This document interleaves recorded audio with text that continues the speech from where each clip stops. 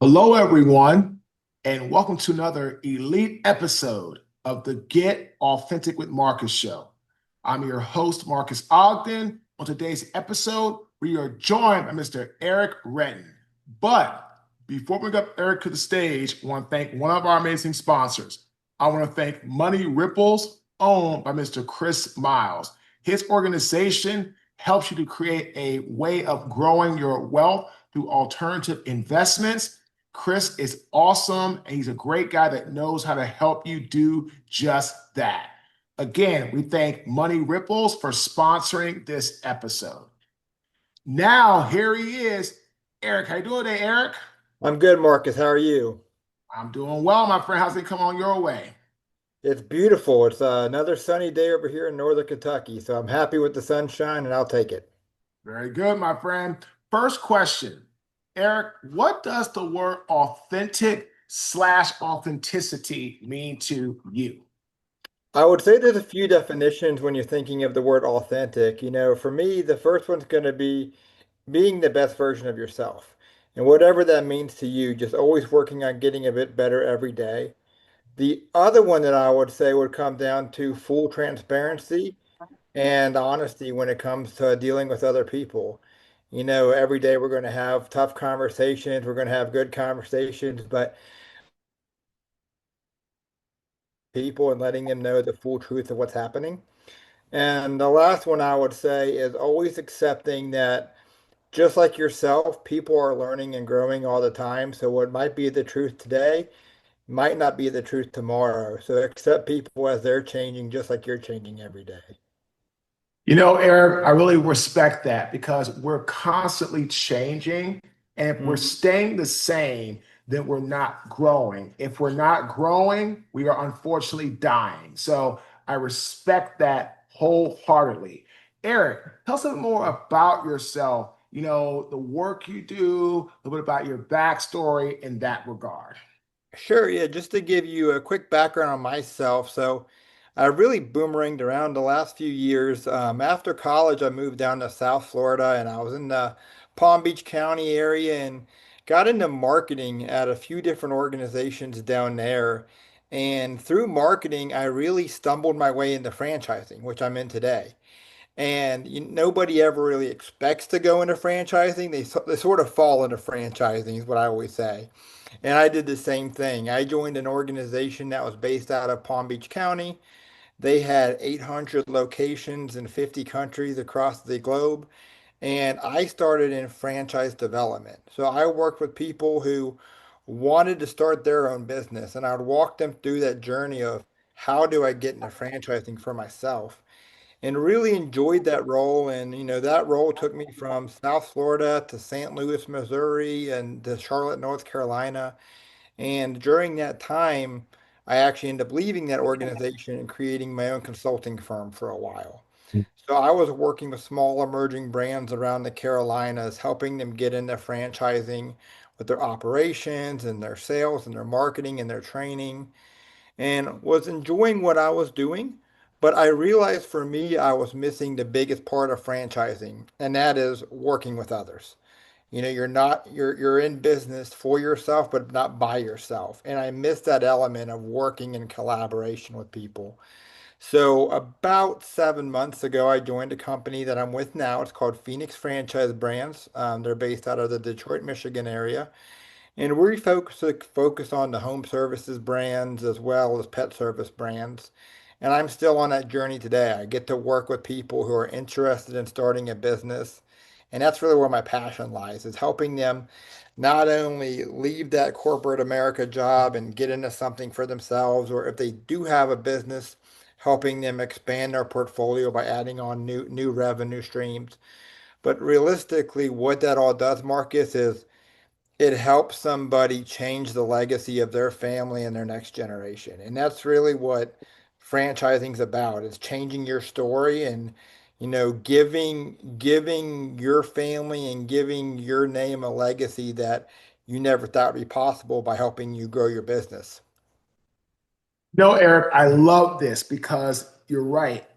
Owning your own business, I feel if you have the guts, if you have the determination, if you have the mindset to Hmm. do it, you can excel at it greatly. But again, there's some key aspects of it. So, what I want to do is, Eric, I want to take you through like a little like game where, I believe there's five key areas of any successful business.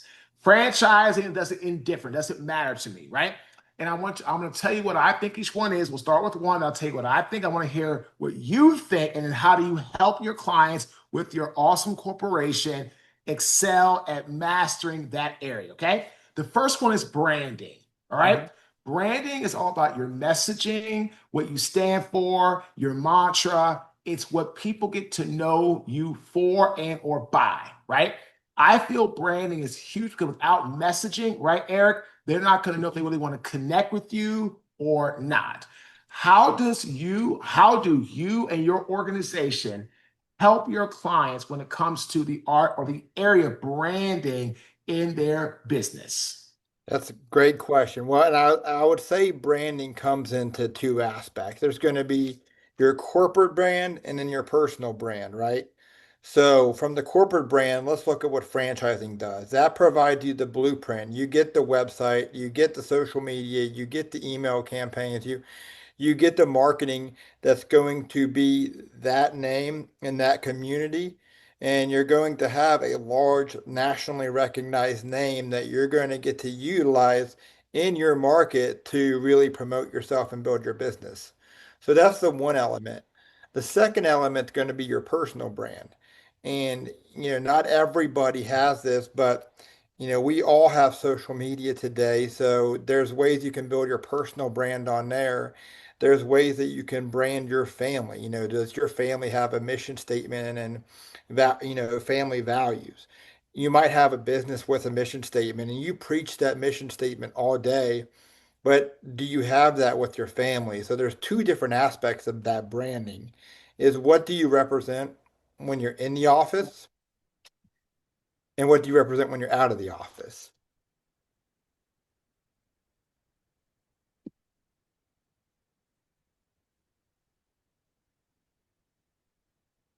Eric. Yep, can you hear me? Yeah, I can. Perfect. So, Eric, this is really interesting because branding is really about what you represent on every facet, right? Personal, business, indifferent. It's everything encompassing. So I absolutely love that. The second area, okay, Eric, is marketing. Hmm. If people don't know you exist, how in the world can they buy your product and your service? Aaron, we're so grateful now. We've invested in some marketing. Ben and I have been together for 3 years, and we're now seeing substantial growth in our downloads when we switched and got on our own away from the NFL alumni who are our partners, who are amazing that they are everything for us and help us to get to where we are. But we decided to do our own and kind of have our own show, and we launched that on our own standalone in June with our own account on our hosting platform. And in the last almost 37 days, we're closing in on 250,000 downloads That's of our fantastic. podcast in 37 days. 250,000. Here's the thing, Eric. It's so hard to gain that listenership because there's so many podcasts out there. But we're working on marketing. So we invested in marketing to put our product in front of people. And as our company said, Marcus, we can only put it in front of people. We can't make them click. The Hmm. show does that, the quality does that, but the marketing is key. How do you all help your business owners, your franchise owners understand and really start to execute a premier marketing strategy and execution plan? Yeah, I think that's great, and you really hit the nail on the head. The marketing, everybody can market. Everybody can say this is what you need to do, and this is how we put you in front of it. And from a franchise perspective, it's the same way. We can give you the campaigns for national holidays, and we can get you on Google, and we can get that SEO and the pay-per-click going for you. And those are all great tools, but how are you going to stand out from the competition or the other businesses in your area that's going to be on you as the owner. And there's some creative ways to do that. Add your own personal flair. And instead of just investing in a business and starting a franchise, get out there and get involved in the community. What does people love to see? They love to see themselves. So if I would say if I was giving a piece of advice to a franchisee right now, I would say it's awesome that you got the Instagram page and you've got the Facebook page. Go out there and take pictures of your customers. If you've got a great job that you've worked on, hop on a Google, get one of your customers that you just redid their floors for and say, hey, we're standing in front of your floor right now. Give me a story, show us what that looked like for you. You got one of the dogs you're walking in our pet service businesses. Take a picture of the dog because who does not love to see their dog on social media every day? So those sort of things just stand out and get people excited. Now, this is fantastic. The next area, sales, Sales. right? Mm-hmm. It's I call sales the transfer of trust between you and a potential consumer looking for you to solve a problem that they have. For example, we just got a new podcast sponsor, great guy, great business, but he's lacking awareness and marketing. And like I said, when I told him, hey man, look, our show has almost 250,000 downloads in 37 days and climbing. And Eric, our podcast is the number 2 podcast trending on our hosting platform, Spreaker, for the day. And it's over like 2.1 million podcasts on Spreaker's platform. And that's the type of sales I was able to relay that to him, and he ended up making a payment today for our sponsorship Beautiful. services. Put half down today, other half in September. This is what we're talking about, sales, because without sales, you cannot eat as a business owner. How do you help your team, your franchise owners, your clients master the art of sales? Sure, and there's things that are taught and there's things that are caught. It's always a term I love to share. So, some people they just catch up on sales. They know how to build that rapport and they know how to go out there and if you're a little bit extroverted, you're probably more likely to be able to go out there to the networking events and to talk about what you're doing. But the other part is taught. If that's not your thing and you're not wanting to do that, well, let's work at that. Let's go out and figure out how to get in front of the customer. Let's figure out how to be rapport. And a lot of this, and especially in franchising, it goes through role playing. Our franchise system, like a lot of brands out there, they have classroom setting training where before you open your business, you're in a classroom. They're doing role playing scenarios and they're walking through objections with you so you can learn those objections. But it's also how to just build relationships in the community is a big part of it. And if that's something that you might not feel comfortable with for whatever reason, let's work on finding somebody who is willing to do that. That's why so many people go out and find an outside salesperson or a GM that can handle that role. But at the end of the day, like you said, Marcus, it's do they trust you? There's so many people out there right now, and sales has such a bad connotation sometimes. It's how do you build that trust? And it goes back to that term you mentioned of being authentic. When you're going out there, it's not all about just getting a sale. It's about building a relationship and the sales will follow. And you can do that at a chamber meeting. You can do that at a networking event. You can do that at a trade show, a conference. You can do that going door to door in your community and letting people know who you are. But the more that they see that you're there to service the community and to serve them as the customer, that's where trust is ultimately built. It's not built in a 30-second conversation and you're looking to sign the deal. It takes time to build that, and that turns into reoccurring trust and eventually a friendship and a lifelong customer of yours. Up in. The fourth part, right, Eric, is operations. It Hmm. is once you get the job, getting the job done at the highest level and precision possible. That's what this is all about.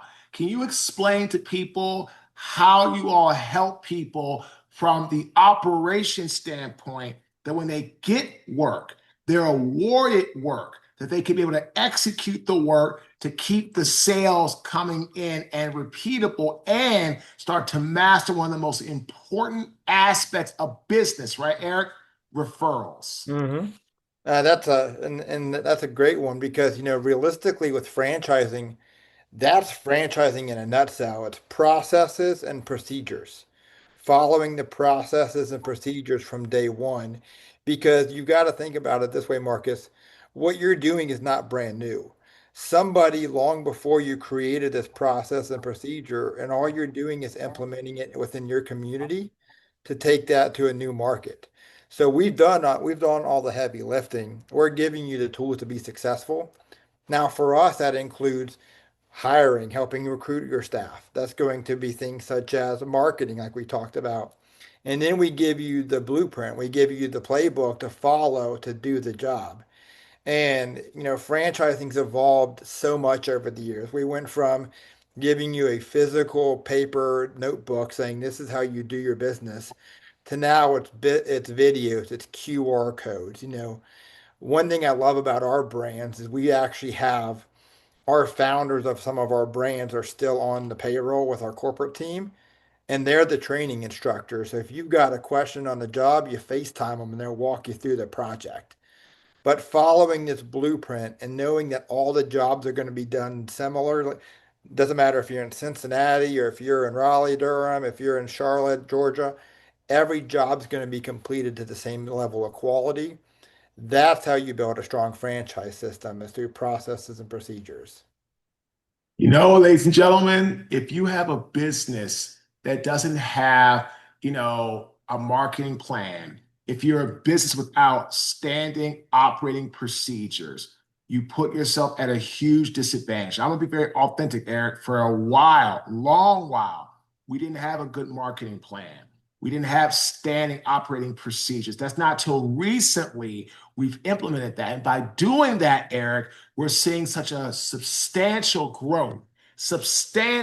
in our business through our reach, through our footprint, through clients, through attracting. We just got a great email from somebody now saying, hey, we want Marques to come and speak at our event, right? And I'm going to assume, I can't say for sure, that the podcast getting that type of fast-paced growth in such a short time, it's hitting people differently and saying, wow, this guy keeps popping up everywhere.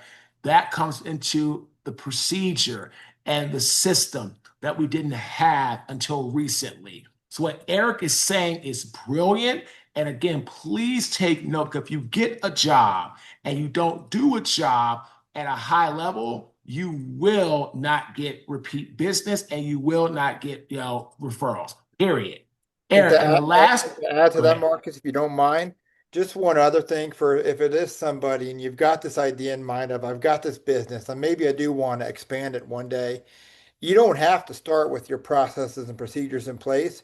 You can start that right now. The next time you get on that job, grab your phone and start recording how you're doing it, save it into a Google Drive, and you're already building a playbook for the next person to come and replicate after you.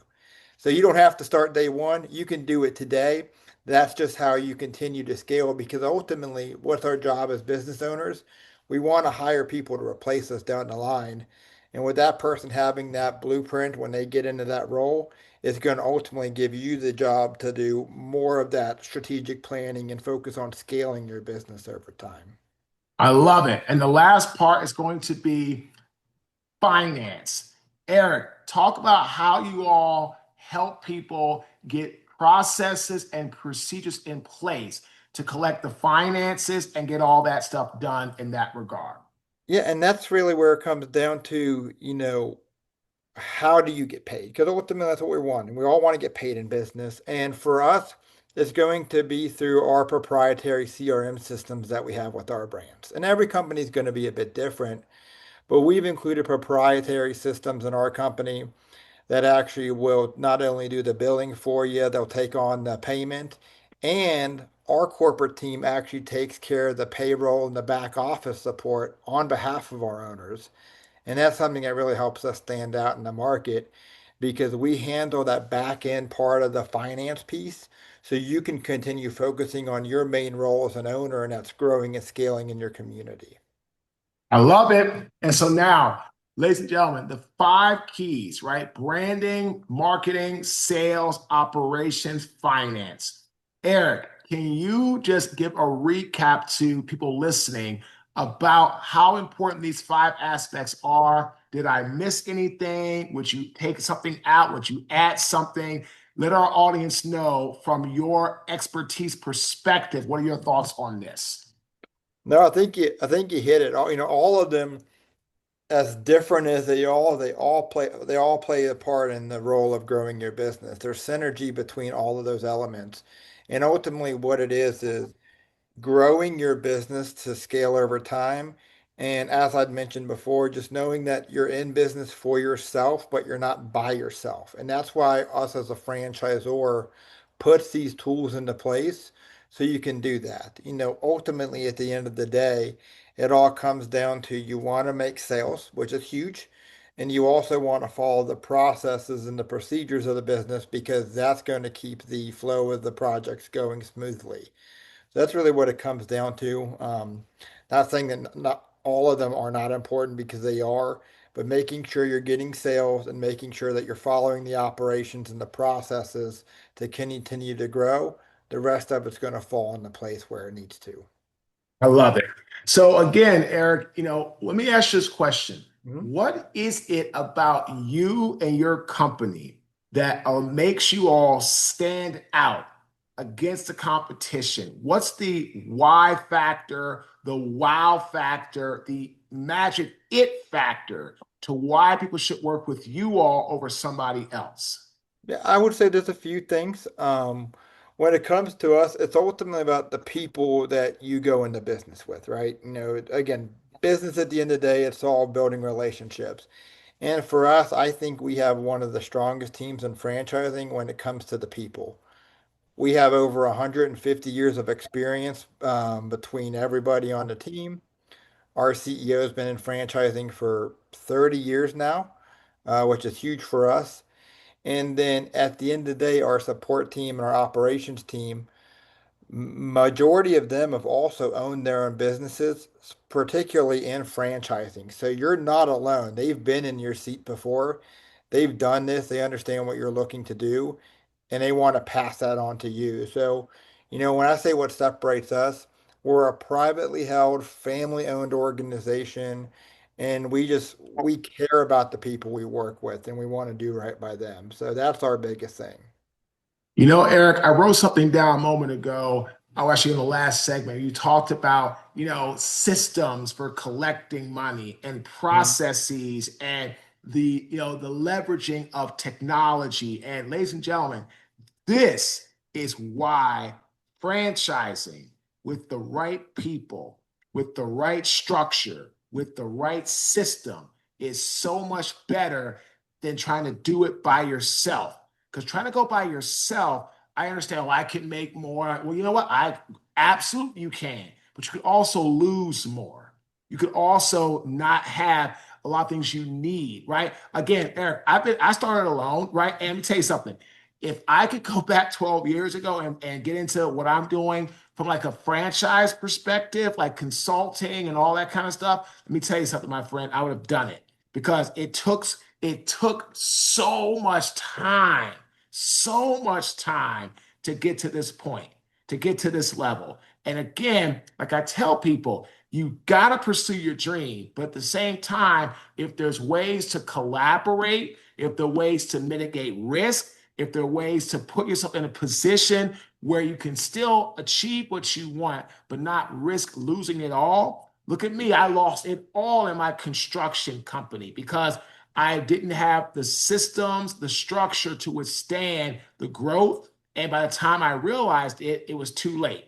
So now, luckily, in my new company, I finally found the right people and I weathered this and I thrived through the eye of the storm to get here. So, again, ladies and gentlemen, this is fantastic in that regard. Eric, great interview, great insight. Tell people how they can find you and all that kind of good stuff.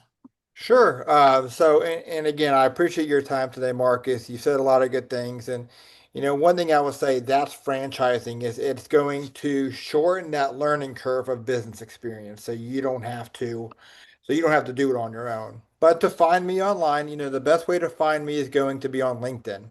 I'm on LinkedIn under Eric Redden, Phoenix Franchise Brands, Director of Franchise Development. You can email me anytime as well as Eric, ERIC, dot Redden, REDDEN, at phoenixfranchisebrands.com.